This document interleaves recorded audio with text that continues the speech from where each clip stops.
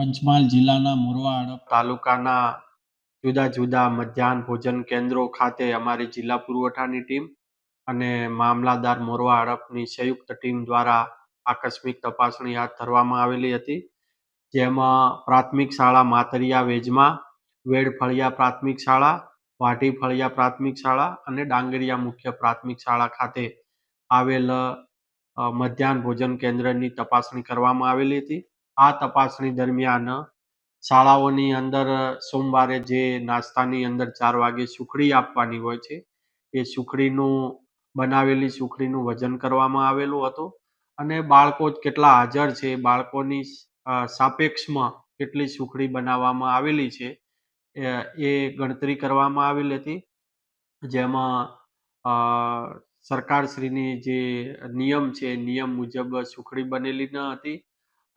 માતરિયા વેજમાં શાળામાં 6 કિલોગ્રામ સુખડી ઓછી બનાવવામાં આવેલી હતી. બાકીની શાળાઓમાં પણ 3-4 કિલોગ્રામ સુખડી ઓછી બનાવવામાં આવેલી હતી, જે બિલકુલ યોગ્ય નથી. જે તમામ બાબતોને ધ્યાનમાં રાખી ગંભીર પ્રકારની ગેરરીતિ ગણી અત્રેથી નોટિસો ઇસ્યુ કરવામાં આવી છે. સાથે સાથે જે પણ સંચાલકોની જે ગેરરીતિ બેદરકારી સામે આવેલી છે તેઓની સામે કાર્યવાહી કરવાની તજવીજ હાથ ધરવામાં આવી છે.